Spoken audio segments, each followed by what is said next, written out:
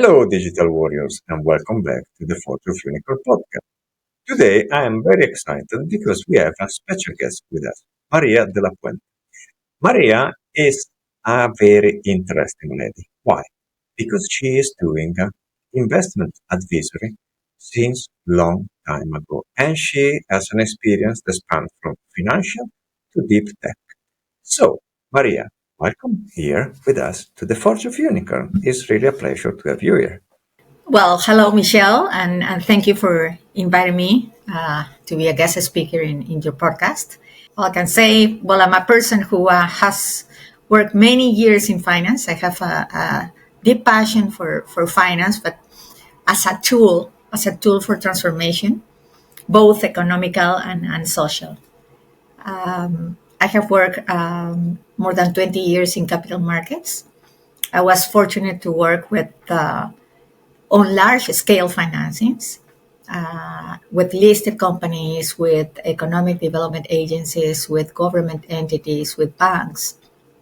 And there I learned about how capital strategy can shape entire sectors, energy infrastructure, utilities, schools, healthcare, etc. But later in my career, I entered into the world of venture capital, which I loved because I'm in touch with the founders that are, the ones who start everything, right? The ones creating technologies that could save real world problems, especially in emerging markets. Thank you. And this last part that you just said about venture capital and the emerging market is exactly what we will jump into the discussion today. Because lately, since 2023, when OpenAI released ChatGPT, there is a lot of hype around AI. And what AI can do in venture capital, private equity, or startup in general. So, is AI the market disruptor that will bring a new digital disruption to the field? This is something interesting that I want to deep dive with you, putting in stark contrast the research that we have done with the 14 years of data that we get from the field. And your experience that is running on financial and technical field is really astonishing to me. So, what do you feel if somebody into the venture capital world start to provide you some investment that are AI driven? Is something that intrigues you? Is something that you see? Okay, let's deep dive deeper into what they are really doing in this company. How do you approach this new kind of investment? Certainly, AI, is a great invention for the world in many sectors. Okay, that we have to recognize and congratulate. But when we're talking about investments, we're not just investing in the technology. We have to invest in the business that is behind that technology. That's why that technology was created. So the people who is behind the technology, if they are well prepared or not, if they have a purpose or not, if they're connected or not, if they're innovators or not, if they are well prepared in terms of establishing a robust business model. Does it make sense or not? Does the revenue model make sense or not? Is it stable, predictable, long term, right? Do they know how to access the market? Do they have a really clear and effective go to market strategy, right? So, how do they manage the money, right? How do they raise the money as well? Because if they raise the money only with equity issuances, and this is a great opportunity, then they will lose their majority stake in probably the second raise. What about the people and the decisions that are behind these technologies? So I will see the whole picture. I'm sure that the market will have many opportunities because We know that AI, it's something new and it's something disruptive, but we have to see all the company, all the business as a whole in order to invest. I love what you brought here because it's clear that your deep understanding of the investment world is tangible. Because in one reply, you touch so many points that we have touched in the Forge of Unicorn podcast in the previous episodes, especially on the human side. So the organization that are becoming elite performers, let's say for the moment only elite performers, are indeed organizations that are human driven, that are using the technology as a vector, that they have purpose as an organization, but also the individuals, they have their purpose aligned to the purpose of the organization. And this is creating a team that is very powerful to achieve with relentless pursuit what is the goal of the company and the individuals inside. And you frame everything in one perfect sentence, connecting it with the financial aspect. That is something that not all the investors they are capable to do, because there is a lot of hype, there is a lot of money invested in AI, and we start to observe the first drawback from the market. Did you read the news about these companies that they decided last year, okay, we go AI first, and then nowadays they are coming back to rehire the same humans that they laid off in the last 6 months. I'm laughing, but it's a sad laugh. It's a sarcastic way of putting some dark irony on something that humor doesn't have anything. That is a call for action, I will say. And we have to learn from it, because at the end of the day, a company has to be run by a purpose. And the AI, it's a code, right? So if we do not have truly high performing and mission aligned people, then we're not going to be able to scale, right? And these are individuals who have a combination of a deep technical experience and work experience, right? But the soft skills to lead, the soft skills to adapt, the soft skills to collaborate, no. And those skills are not just driven by the compensation. Those skills are driven by purpose. So I believe in what this company is doing. I'm connected with the purpose, but also with ownership. And that is something that I believe that is very important for startups. I see that this is a good opportunity for startups to allow the talented employees to have some type of ownership in the company and be more connected, right? The startups that are successful at attracting the right people, they're not just posting a job. Probably I will say not the startups, the companies, the big companies that before were startups, they were not just posting a job, right? They were creating a culture of crafting people, craftsmanship, autonomy and impact, allowing them to have this room for growth, right? To experiment, to contribute meaningfully to something that is bigger than themselves. The thing is that there are things that AI can do, because we are giving them the code, yes, but there are other things that have to be always, one, supervised by a human and created and origined by a human. For example, the market assessment.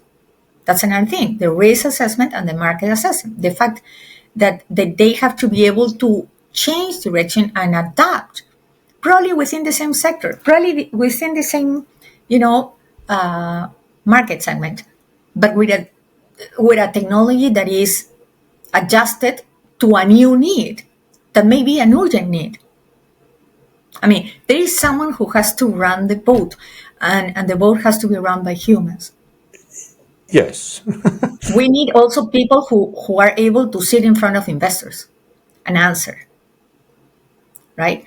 And I believe that, for example, when I see some founders that only have an AI background and are very good at software development, but they don't have a business background, they suffer and they miss opportunities. They miss opportunities in front of investors because they speak too much about the technology, but it's not just the language, because they don't know how to present the value proposition. The value proposition is not just the technology. That is the competitive advantage of the technology. But the value proposition is the whole thing. The value proposition is probably that the market opportunities are so huge and that this is a technology that is totally disruptive and there is an urgent need behind. And this is a problem, and we are the only ones who are able to resolve it. And we'll generate revenue opportunities, we'll generate cost efficiencies, we'll generate efficiencies in any production processes. But the thing is that if if the founders are not able not only to convince but to understand, you know, why they need a different business model or a certain revenue model or a certain go-to-market strategy, then it's not only that they're not going to be able to get the money, but that they're not going to be able to grow and scale. Yes. And you have unpacked so many points here that is really intriguing to understand which route we will follow. Because you touched something that I love, craftsmanship. I am a believer in craftsmanship.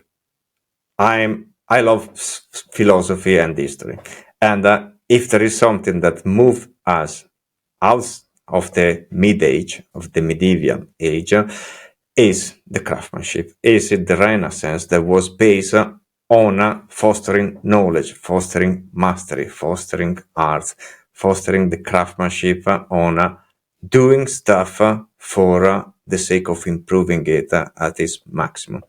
And I have the background in the motorsport where every millisecond counts and where craftsmanship is the cornerstone of every process improvement. And then you put what, in my opinion, is one of the most controversial aspects in investment. Because you said, if you have a founder that is deeply technical, they won't speak the language of the investor. I would add probably that also they won't speak the language of their customers because they are too technical. Exactly. Yes, sure. Same thing. And it's beautiful to see how investment, sales, and technology, they need to hug each other, because then you have a successful organization, because you have investors that they can provide you the economical governance, financial knowledge that they have, because it's their core business, the financial aspect. Then you have the salespersons that are able to understand, okay, why people should purchase what we are building, which is the customer segment, which is the product they are looking for. And then finally, you have the deep technical engineers that they are meeting in the middle and connect the financial aspect and the product aspect, and they build the right stuff. And not all the organization, they have these three components. But the beautiful part is, with investor like you, the financial aspect is easy to obtain. Easy, let me say in quotes, because not all the investments have the lucky to have governance and advisory like you. Sales is something that we have. What about technology? If we don't have in our organization, how can we put the technology aspect in our organization, in your opinion? Well, innovation has to be always there, you know. One of the cornerstones of any organization has to be innovation. right?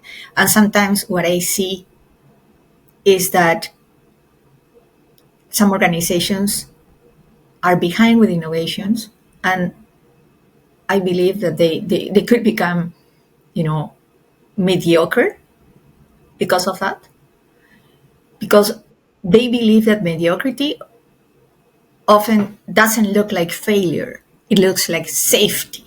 The average, yes, the norm. So I'm gonna cut R&D. I'm gonna cut R&D from my budget, in order to keep the margins up. But at the end of the day, you're gonna end up in the medium term or long term losing market share because you didn't innovate, right? We have to change that. The illusion that mediocrity is safety is what slowly erodes innovation, right? I see that some of the startups that I have advised that have different cultures, they thrive, and these are the ones that demand excellence but not perfection, and that is another thing, excellence but not perfection, you know. So they create in their employees the psychological safety for experimentation, but at the same time having really high standards for execution, operational excellence. I know you have worked at Ferrari, for example, and Ferrari is pure R&D. That's their DNA, right? I mean, those employees are constantly innovating, but looking for operational excellence. You have to create, you have to iterate, you have to give it a try, you have to test it, you have to check the quality process. Okay. Sometimes also what I see in some organizations is often a sense of the ones that are in, mediocre, right? They're missing a sense of urgency and ownership, right? So no one feels the cost of inaction, and there is a cost for inaction, and no one is truly pushing the boundaries. But if we allow these people to push the boundary, we will be in a different situation. So how can we shift the mindset, right? So first of all, I will say that we have to think differently about risk. Risk is good for us. It's a necessary ingredient in order to be relevant. It's not something to be avoided. It's something that will allow us to, again, a call for action, to think and improve and go beyond and be the first ones, right? Second, we have to reward that to the people who are willing to take that risk. So reward the curiosity, reward the initiative. Even if the outcomes are not perfect, certainly we're not gonna, you know, just allocate a lot of capital in something that we know that it won't make sense at all. But we do have to support, again, the innovative mindset, right? Also, it's good to have, sometimes bring people from outside the organization, like, advisors or partners or other stakeholders, or even, some competitive insights, right? But to challenge the way the company thinks, and to inject some energy also. People from different geography, from different markets, probably even from the sports environment, right? And I believe that innovation also happens when the teams are really really connected, and aligned with the purpose again, and empowered to act. So we have to support that, right? So if we can align, good incentives, if we can align the to give them the opportunity for decision making, but with authority, right? And be aligned with the mission, then the mediocrity, doesn't stand a chance at all. I love how you frame everything around the mediocrity. And yes, the mediocrity is a safe net, in my opinion, for leadership. What I discover, and this intriguing this, when I talk with especially software companies, with CTO or CEO, I ask them, okay, how much is your grasp on technical aspects? Because you suppose that you are leading a software company, so you should know every nitty gritty detail of how to build software. And if you are a CTO, you should even doing it because you should mentor people and being a role model because you are a leader. You are not anymore a manager that you are managing people with the strings like the master of puppets. And I was surprised how many, I would call them imposters, we have in the market because there are a lot of CEOs and CTO that they became so far from development of software that they don't know which was the last time they developed a piece of code. An investor, if you realize this is going on in your boardroom, how would you react? No, no, no. And this is a very good point because this is happening already. AI is booming, right? The valuations are very high. Everybody wants to invest in AI. We have AIs in every sector. And certainly, I mean, probably most of the technologies are very good as a technology itself. But investors, what do we know about the technology, really, if we're not engineers, right? So what I'm seeing, and I'm also recommending to some of the investors and actually to some of my founders is to go through a third party organization that it is either that has either an engineering background or a science based background or a third party, like for example you with Doyo, right? To review everything and to have an assessment, really, an assessment on the technology, on the production, on the process, right? Because again, these founders that become too fast CEOs, CTOs, and probably they don't have an university degree or they don't have experience. Well, they cannot get that operational excellence that we need in order to scale and become a unicorn, right? And you could have the technology, but again, if you don't have the other variables, as I'm saying about creating, iterating, testing, getting feedback, doing it again, and then why am I gonna use this business model? What type of revenue model is more convenient for me now and afterwards? You know, how am I going to access those markets? How am I going to get the money to do so? And where am I going to allocate the money mostly at the beginning and then because you change the way you allocate the money depending on the stage of your company, right? R&D is very important. R&D should be at least 25% of your revenues. And if you are into the B2C, you have to invest a lot in marketing, digital marketing. Also in B2B, but mostly B2C, right? I was going to say something else, and that is coming back to the point that we need people that we can trust, not just in the technology.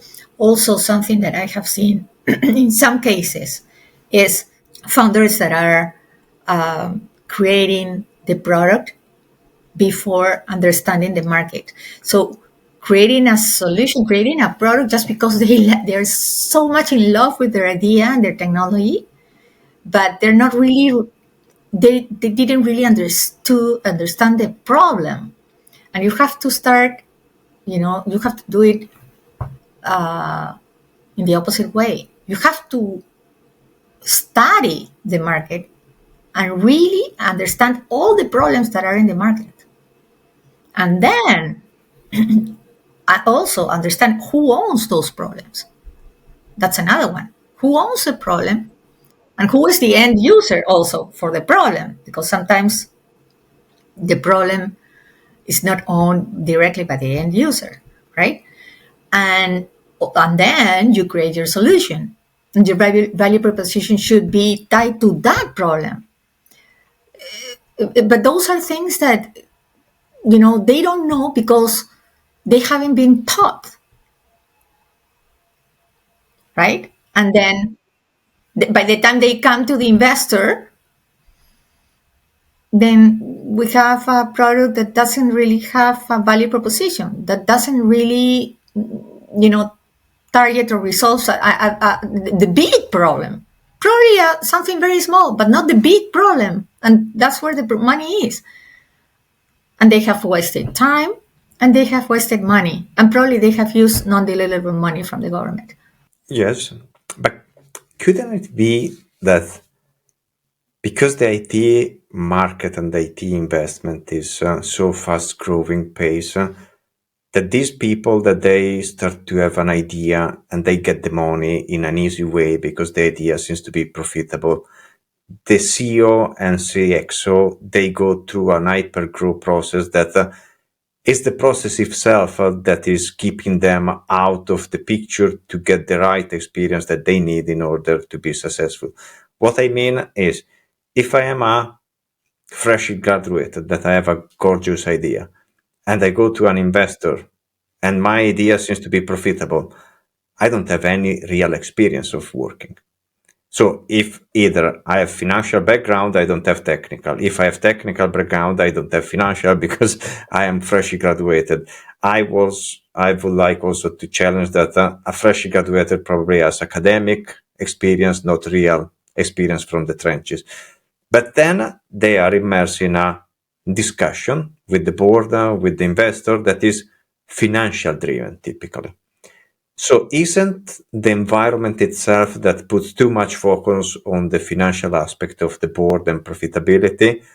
And so is the reason why R&D, innovation, craftsmanship, high quality standards, so like technical excellence programs, are not de facto a standard in the organization, because everybody is pouring money into an organization is looking for getting money back.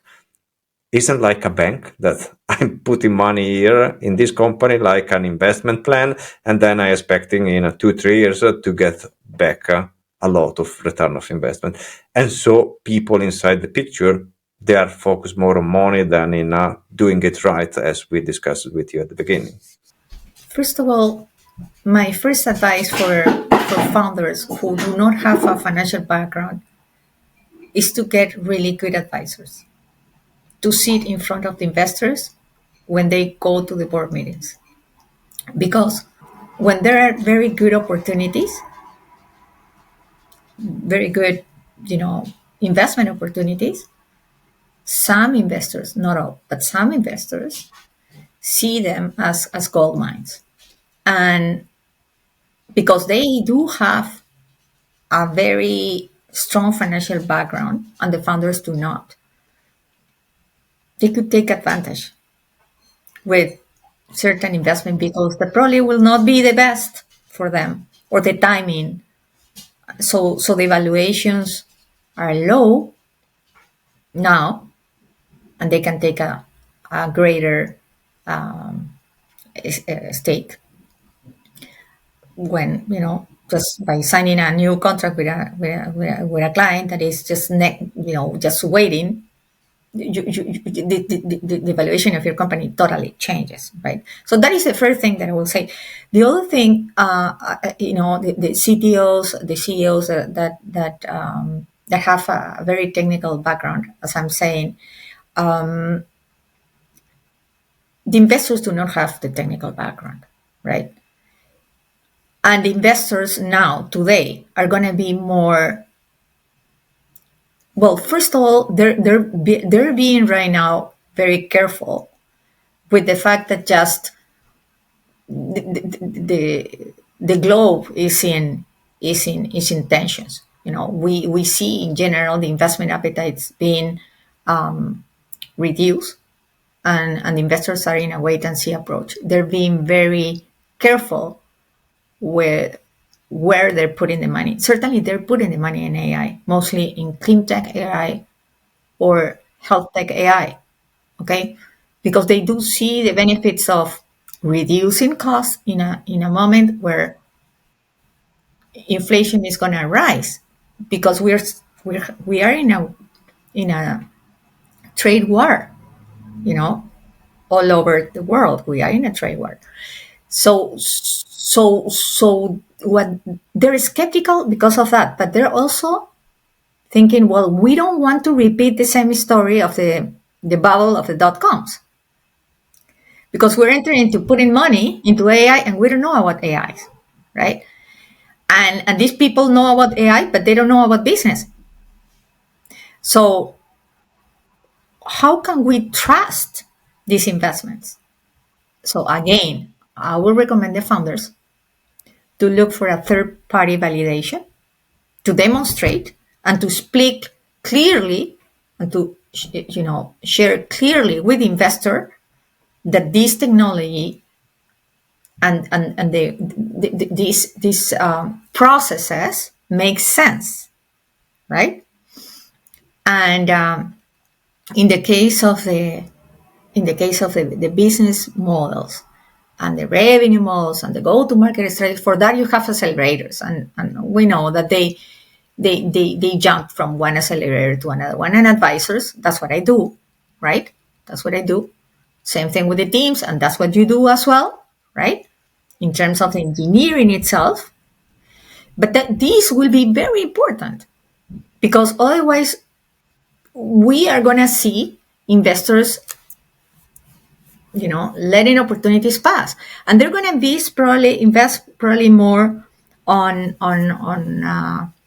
startups that are being managed by former CEOs or former CTOs, or exactly, people that come from the corporate world, that have a very strong technology background, that probably have an MBA, that have dealt with investors in the past, or have someone in their team who have dealt with investors in the past. And that's what investors will trust. They can also get some advisors on their board that will allow you, but advisors that will get involved, not just put their name on a slide in a presentation, but actually get involved. Help getting network, help getting the money, do their homework, right? Giving feedback, right? Saying, no, well, this revenue model doesn't make sense, for example. Yes, you have touched one of the problems that is emerging lately. So there is a lot of potential of doing investment into the AI. I would say also on quantum, because this is the next chapter of this saga of AI and quantum. I guess it will become a duet soon. But okay, let's say that we are for the moment only investing a lot of money into AI. But a lot of investors, they are indeed opting for three routes. One, a lot of them, they are switching capital to traditional industry, trying to enhance traditional industry with AI. One example is absolutely healthcare, where we have a lot of new companies that are trying to improve the diagnostic of some medical trial with AI. So enhancing the doctor ability to provide the right diagnosis to AI-driven solution.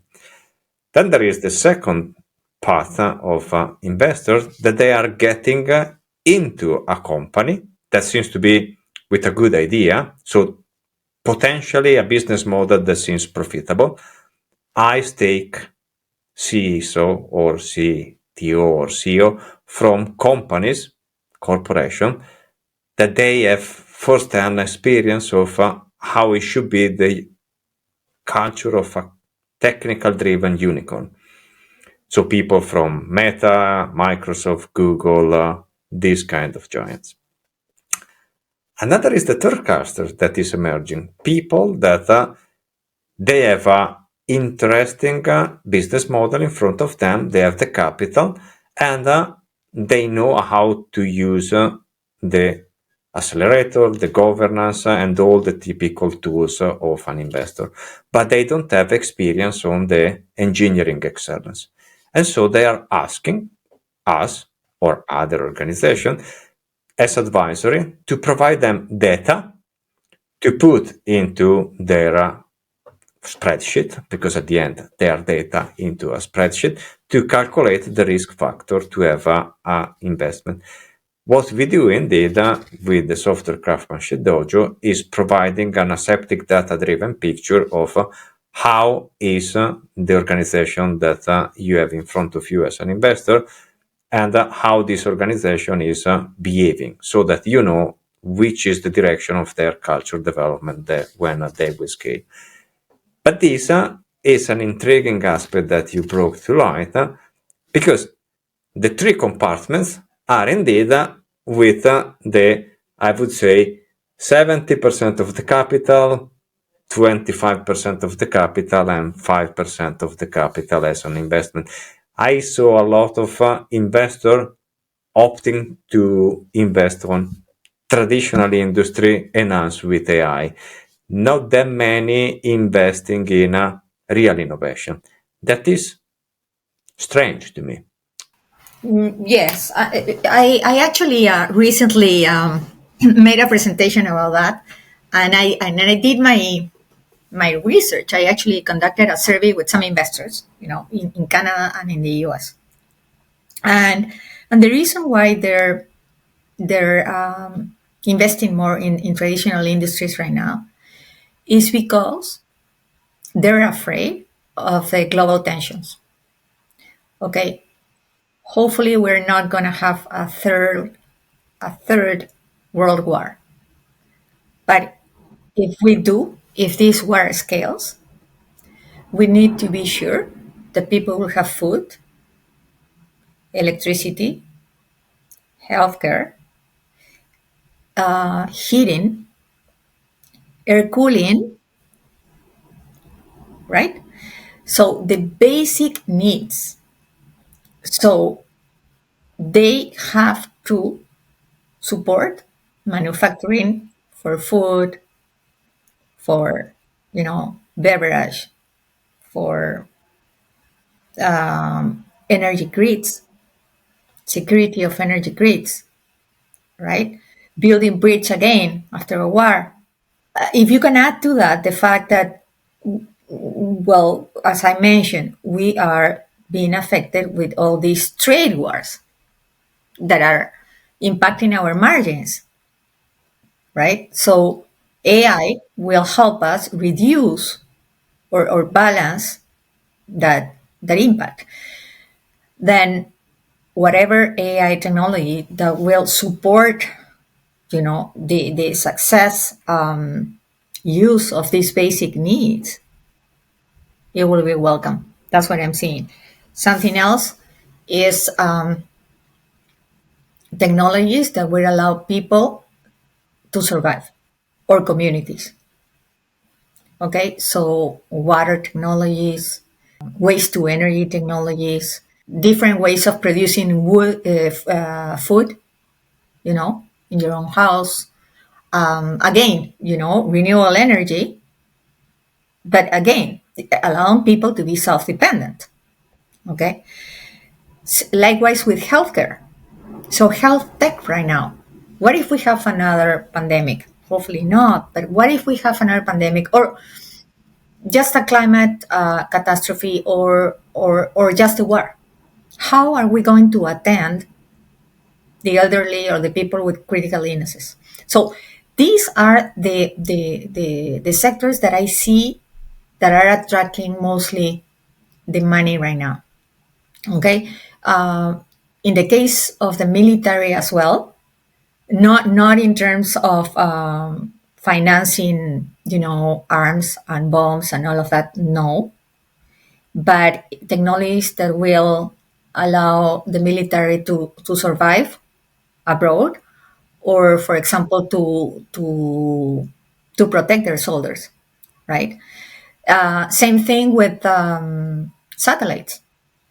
This is aware also of telecommunications. Satellites. I mean, we know already that some countries are trying in shooting their own old satellites that were installed, probably 20 years ago, just to know if their missiles can shoot them from the earth. Why? Because they want to shoot the satellites from their enemies, right?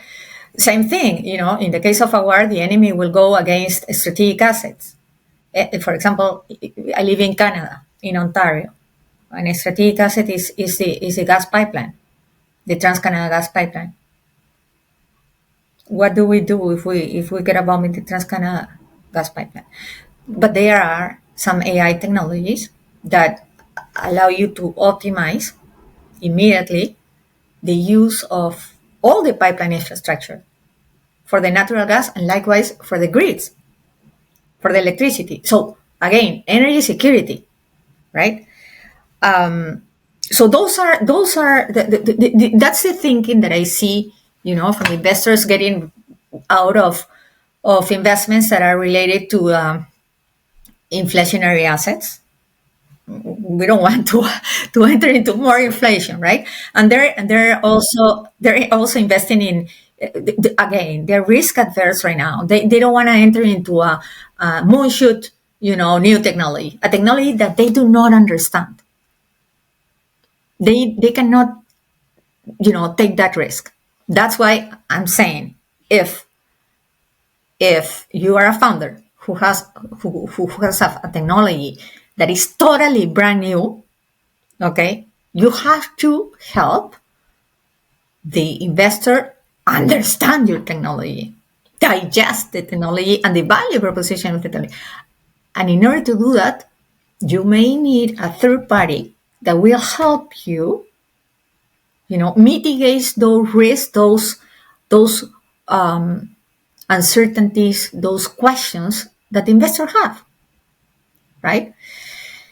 But investors right now are gonna invest in things that they know, things that are needed, and they will invest in companies that are already in their portfolio and keep, they will help them grow, right?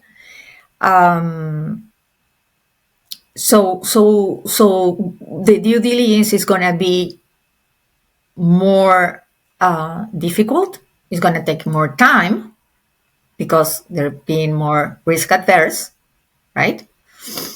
And again, if you want to go through that due diligence, you have to give the investors the tools. And that is, if you can have third-party validators, third-party advisors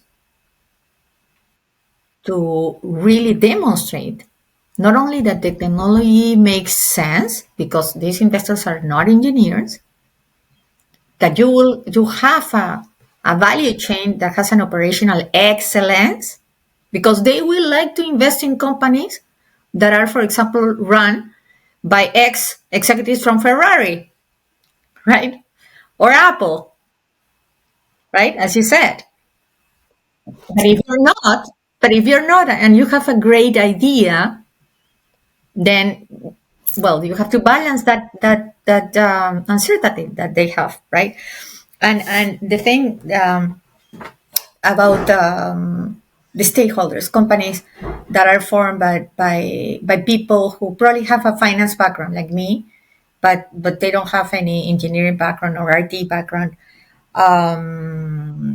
The data-driven picture, certainly, again, the data-driven picture, where does the data come from, right? So it has to come from a reliable source, right? And if you are an entity that can provide a reliable source of data, then this is going to be great for the startups, and this is going to be something that the investors will trust, because, as you know, AI also works from data, right? I mean, we have the generative AI and the traditional AI, but you know, unfortunately, some people just get the data from wherever, and then where the AI is making decisions, exactly, making decisions from that data. So how can we rely on those decisions if we don't have the source of the data? So always always demonstrate that you're getting the data from a reliable source. What you touch is amazing because, yes, the time that is ahead of us is really challenging because there are a lot of social tensions. And because of these social tensions, what we cannot being able to anticipate is what is the result of these social tensions. So this puts social pressure for the investors that they are looking to understand where is the less risky investment that I can do in order to survive of this situation. And the stuff that I am observing is that due to going and investing back in traditional industry, a lot of investors they are missing the point that the investment that they are doing is traditional industry, yes, but enhancing traditional industry with modern technology like AI and software. And they miss completely the assessment of the risk of doing that. Because if you have a traditional company, which kind of engineering excellence do they have so that they can be reliable as partners to invest on them? So if we have a healthcare institute and we want to enhance it with software development and AI, how can be an healthcare that was dealing with healthcare issues being reliable in providing you a product that is AI driven? So this is for me the one of the root cause of why so many investment they are going south lately, because there is a lack of assessment of the engineeristic part of risk connected to I'm investing in something that seems old but is enhanced with a new digital disruption.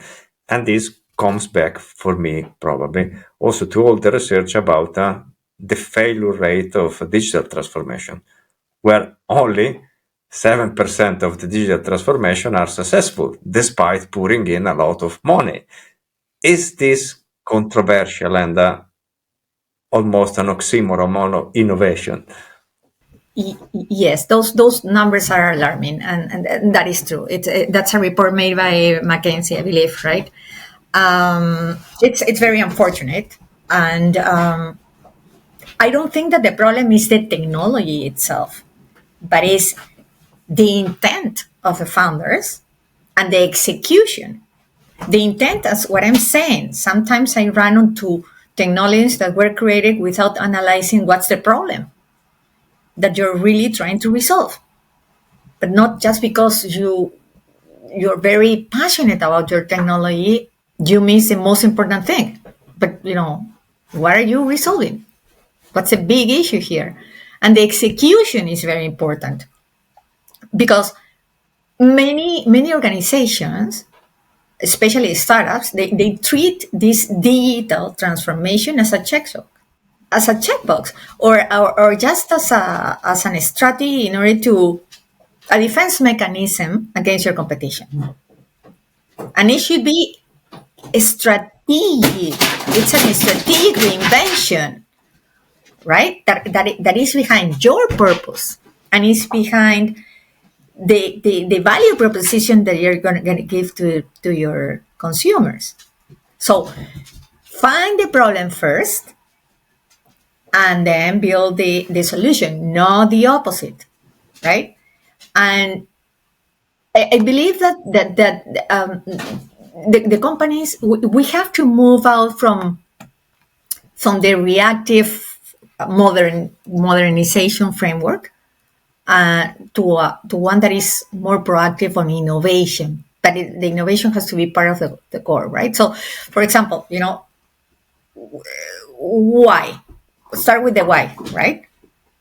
So, transformation must be purpose-led, not technology-led, right? That's the organization we were discussing at the beginning. Without purpose, there is not an elite organization. Exactly. So it has to be aligned with a clear strategic goal. Whether what is the problem that we're trying to resolve? What is our value proposition? How can we improve customer experience? How can we unlock revenue streams? How can we enable data-driven decision making? Okay, so start with the why. Then we have to have a cross-functional ownership. I see that too often, the data transformation initiatives or any other operations in IT, in order to succeed, they have to be aligned within all the executives. Cross-functional. It's a cross-functional buy-in. Everybody is committed and sharing accountability. Okay? Across finance, HR, product, customer facing. It's not like the product innovation team didn't give me the feedback on time. And so we missed the roadmap. We all own this success or failure, right? So, like in a corporation. So the fact that we have to internalize innovation at the edge of the company.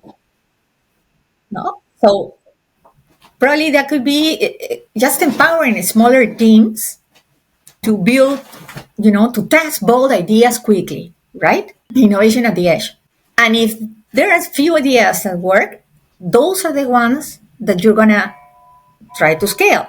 But try to scale then with a framework that is for excellence. And those are the frameworks that IBM, that Apple, that Google, that Ferrari use, right? Your own framework. What I'm saying is the mindset of going for excellence in innovating, in testing, in iteration, in everything, right? But the fact that you are innovating, and allowing people to innovate, mirrors the agility that has a startup or a company, right? To move, right? And also allows that the transformation is not misaligned, right? That is not a checkbox in R&D. So, for example, okay, I have to put 25% of my revenue in R&D in my financial model, so investors will know that I will be investing in R&D. Okay, find a course, so much. Then okay, let's upgrade the core modem so much, and then let's buy a new cybersecurity. Who are you trying to convince? Who are you going to who are you to, really? I mean, an investor is not silly. It's very different if I see that the founder is asking, okay, which are the main risks that I may encounter with this project? Okay, risk A, risk B, risk C. Okay, what am I going to do about it? What are the programs that I can get? What are the trainings that I can get, etc. In order to mitigate those risks. Okay, then another thing for R&D, what am I doing now? And what else can I do for the same customer base that I have, in order to resolve a new need? So my core platform, my next to core platform, my future platform. Okay. So if I see in a financial model that they're saying this is project A and this is project B and this is project C, because I see that this same market, this same client base have also this type of problems that can be resolved with my technology by just making some adjustments and some, not even pivoting, but making some adjustments. But as a founder, I'm already thinking that I can approach that market. And this market is so big, this new market is so big, and this is how much it will cost me to adjust my technology in order to be able to provide a solution. And also, how am I going to get this new market if I'm already there, right? So that is what I'm saying. The embedding the innovation at the edge, and you know the agility, that is R&D. That is R&D, not just a checkbook, right? Something else is the ROI. We have to redefine what is the return on investment for a startup. I mean, we have to move away from the ROI, that is the linear ROI thinking, because yes, because with the startups, we have learning cycles. It's not an immediate direct revenue, right? Price volume up, price volume down. No. Okay. There are some metrics out there that we can consider, because not every startup will use the same metrics, but we can consider, you know, in order to see how well we're doing and be very patient on tracking them, right? But at the end of the day, an investor with an startup, an investor will be looking for more for the medium or long term. Okay, and they will trust more than on the numbers, on you, on the people. Can I believe you on your ability to execute? Does it make sense what you're trying to do, right? And again, something that is again very important is be gracious, right? The organizations that succeed are the ones willing to challenge their core assumptions and invest in talent and culture before technology, and keep iterating, but with humility. It's a new cultural way of thinking. Yes. And I guess it's not a case that you are discussing about culture development in an organization, and one of the best person I know in the behavioral psychology field is Jordan Peterson, that is Canadian. that I love him so much because he's one of the few that is pointing out that one of the core issue of the modern society is the people they are missing their passion and so their skill development, and so they start to become normalized by the system when instead they have a lot of inner potential that is untapped. And this is on human level. When you connect a lot of them in an organization that is scaling, the recipe of mediocrity is almost certain. And culture needs to be engineered. And I'm a strong believer of that. And to engineer the culture of a society, of an organization, we need to start to engineer the culture of individuals. And I don't know anything else better than coaching. So especially for a company that is growing, my opinion, coaching leadership is mandatory. Having leadership that is supported with governance that can provide them the financial knowledge to deal with the market turbulence, especially in this tension period, is paramount. But also then we need to provide them the technical skills development in-house, because from the market you cannot purchase unicorns. So getting a unicorn developer from the market for an organization is almost mission impossible, at least that you are not one of these big players like Meta, Google, Apple, and so on. So a normal organization, if they don't have coaching on place for leadership and an in-house development platform like the software Craftsmanship dojo or something like this, is a mission impossible to scale, isn't it?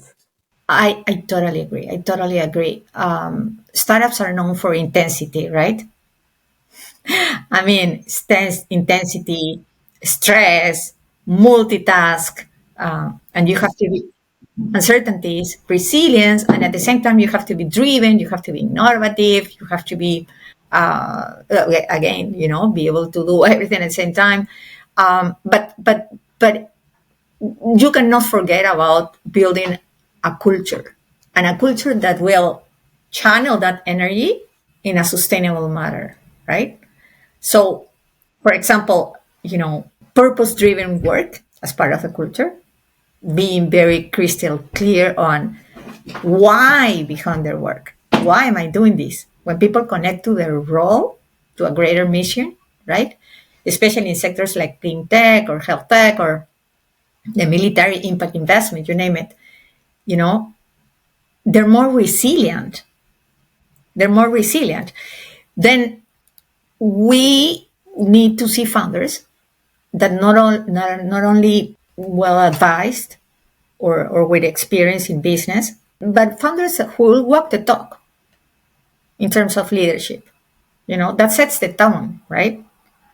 When a founder prioritizes transparency, for example, investment in talents, in good talents, or recognizing that the human capital is the most important asset in your company, or setting boundaries themselves, right?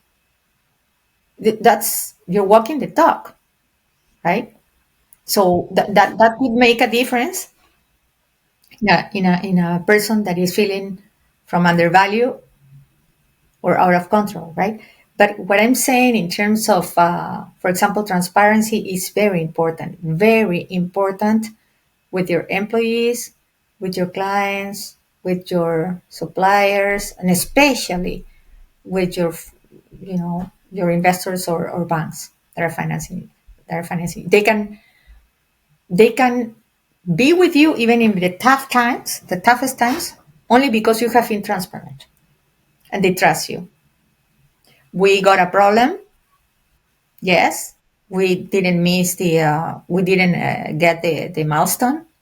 It's a big problem. We literally, screw it up. But this is what we're going to do about it. We already have the people in place and the other resources in place. And by this quarter, we're going to have a different result, right?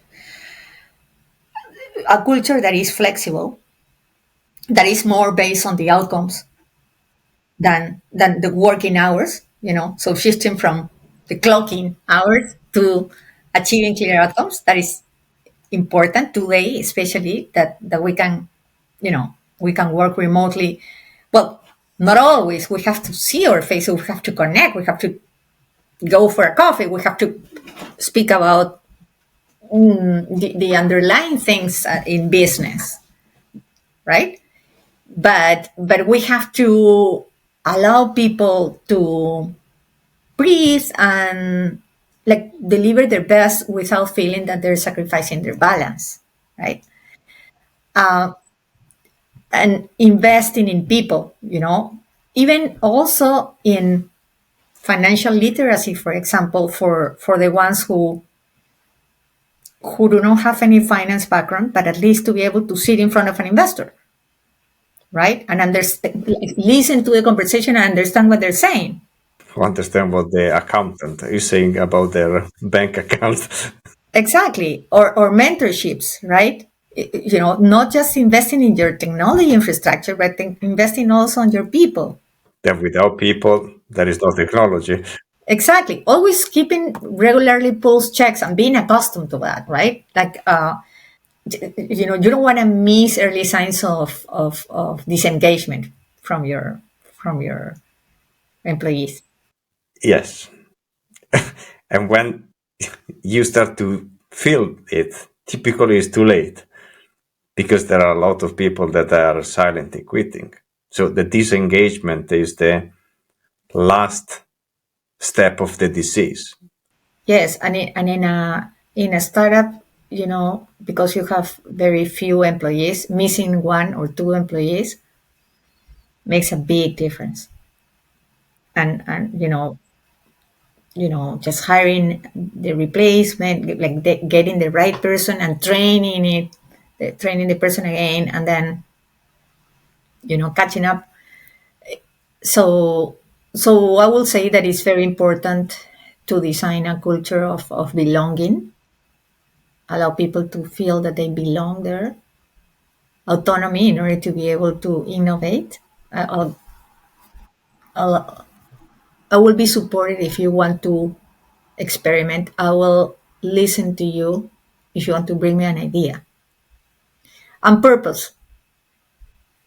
And purpose. Why are we doing this? Because at the end, if the purpose of the organization is not aligned with the skills and talent of people and the passion that they have, there is a mismatch on human material. And you say that Then they're working for losing, the paycheck, and that's it. exactly, they warm up the chair. But you say something intriguing because you say for a startup, losing people, a guy, is problematic. I would tell that is problematic even for a big corporation because I saw an interesting phenomenon that is the domino effect on social scale of disengagement. So I saw organization where burnout and disengagement was the average of the market. So a lot of people, they were silently quitting until somebody that was recognized on the field as a leader de facto leave the company. And this created a tsunami inside the company that moved people, hundreds of others, to emulating the leader de facto that was moving out of the company. And the leadership of this organization, that I won't say the name, they were shocked because they say, we didn't understand that it was coming. Guys, we are doing a running survey and you are doing all the stuff with HR to understand that with the developer experience program what is going on. But or you are not reading the data or you are not getting the data. And the magnitude of this engagement is something that a lot of investors, in my opinion, they are not familiar with. Because I wasn't able so far to find one investor that had a perception about how much is the disengagement out there in a Series A plus organization. Because in a startup, yes, I totally agree with you. There is passion, there is strategy, there is energy, there is, let's say, testosterone on the floor because everybody is fighting and there is a lot of adrenaline. But then when the organization is successful and is scaling, it starts to become more an organization than a startup. So a Series A, when the investors are thinking of disengage the company and get the buyout, is the moment where it can go really south. Yes, we have to remember that organizations are not machines, right? They're living systems. And I believe that if right from the beginning you allow at least the crucial employees to be able to get some type of ownership, they're in a SOP, employee stock option plan or something, that connects more those employees. They will be more driven, certainly, and they will be more committed, and they will do their best. It will not just be a compensation, right? You don't necessarily, as a buyer, you don't necessarily have to buy all the employees, right? The employees can stay. It will be awesome for the employees because certainly the stock price will increase eventually, right? So it's better to start to establish that ESOP, not at the early stage, but as soon as you have an annual recurring revenue that is decent, then you can start establishing an ESOP.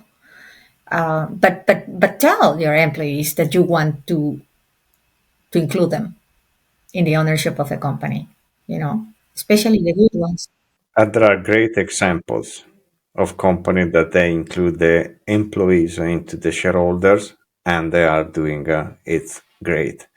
Because I believe is connected again with the purpose. So if you get a piece of your own company, the sense of belonging, the alignment between your purpose, your skills, your talent, your passion, and the company, they are so aligned that whatever you do is the right stuff. You don't need governance in place that put guardrails to let you bounce from one side to the other to stay on track. Yes, no, certainly. The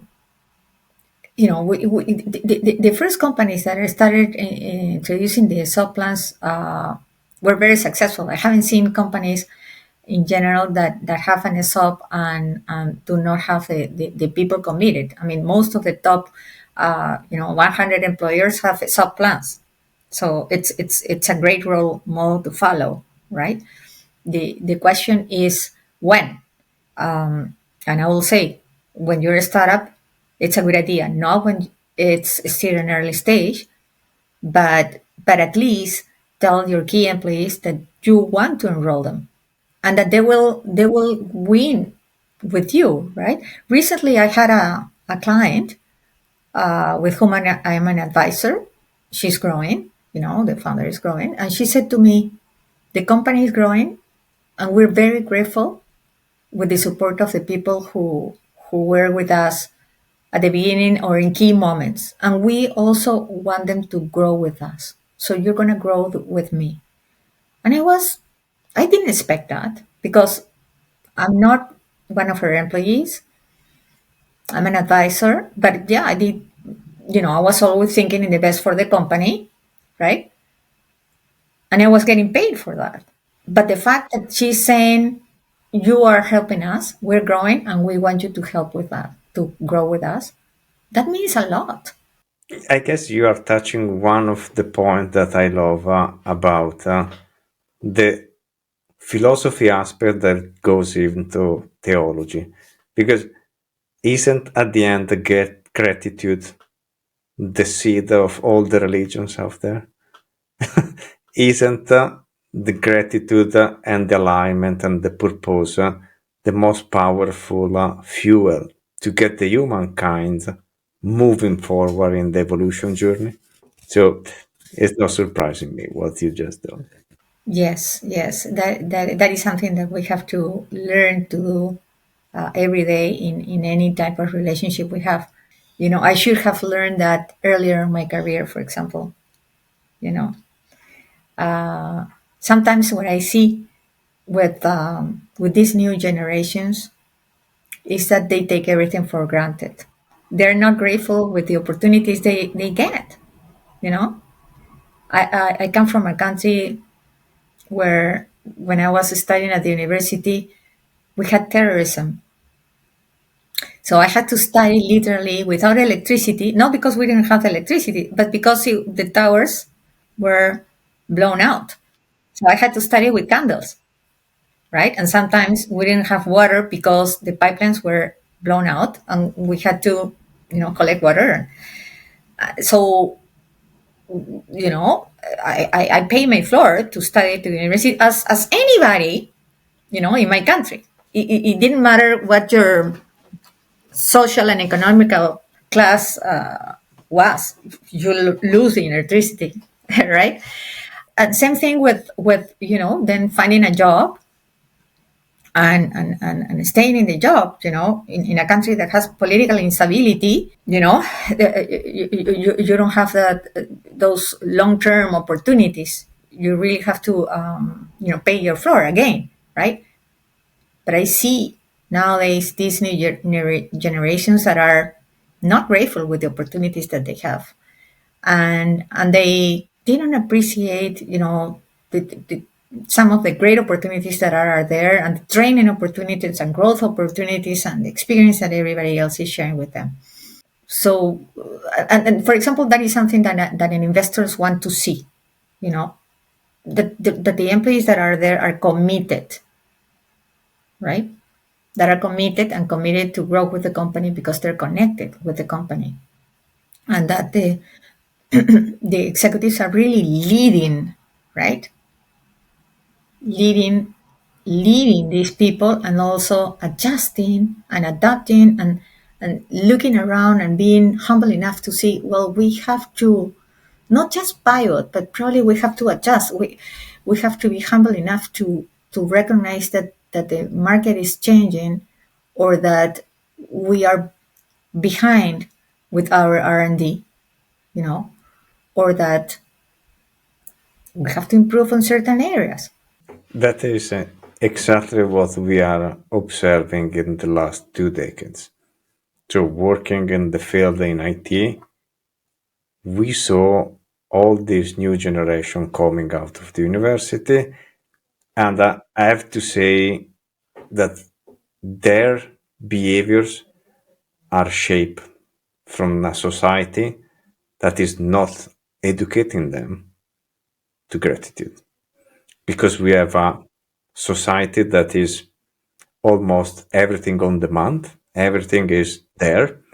So even when they come out of the university and we onboard them in the dojo, for instance, to help them grow as developers, we see that they are able to express the gratitude, but it's the system that was not designed at the beginning to let them express it.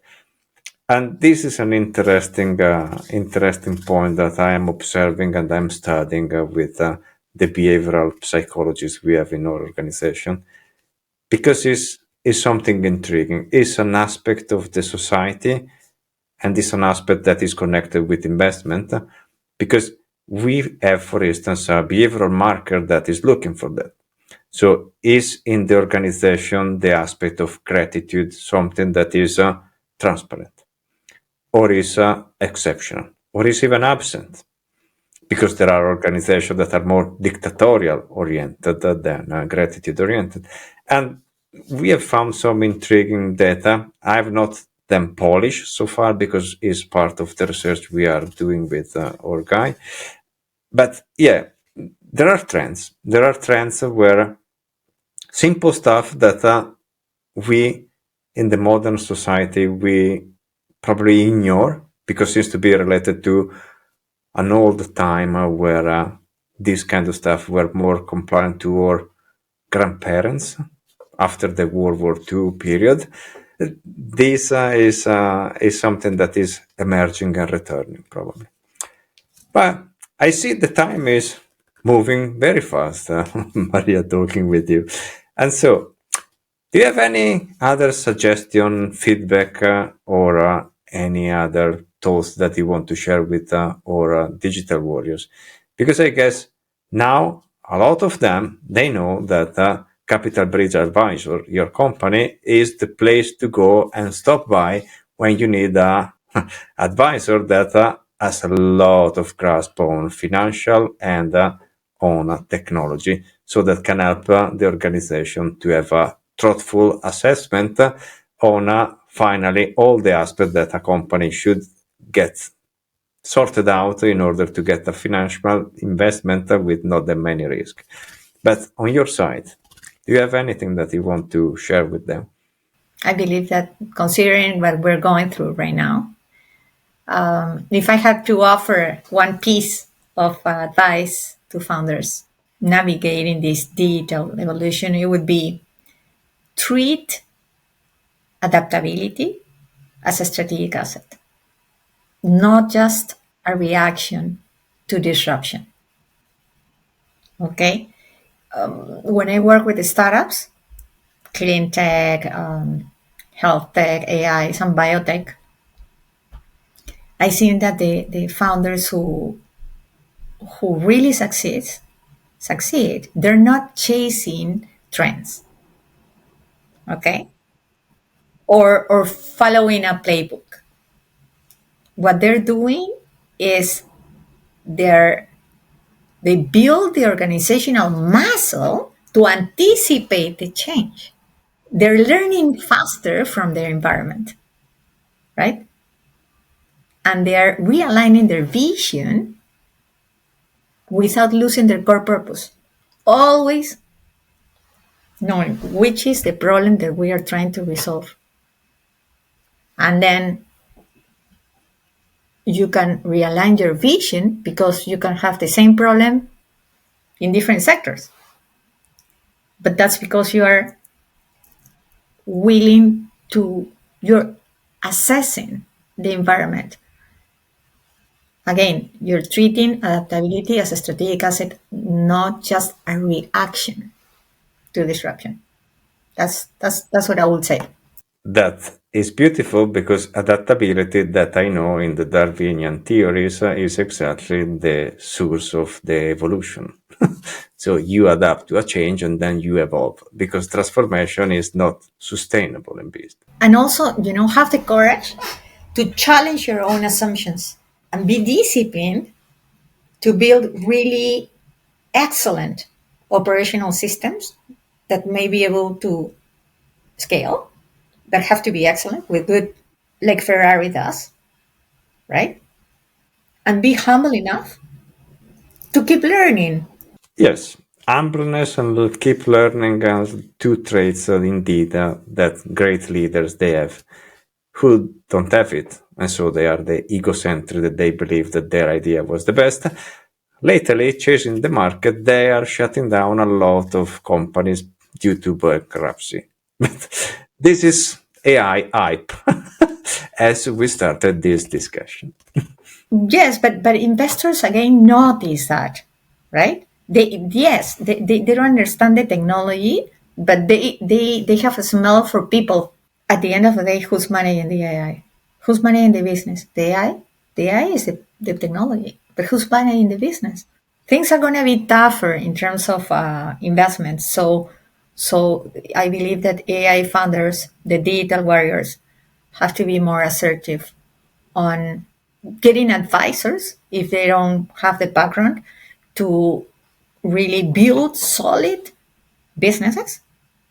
And same thing with finance, because you have to really understand what the audience is telling you, the investors are telling you, and understand what are they proposing to you and if it's convenient or not for you, right? And at the same time, you have to convince them that your technology makes sense. And if they don't understand the technology, well, get the third party that will give them the confidence to trust in your technology. I guess that our digital warriors after this episode for sure they understood two important things.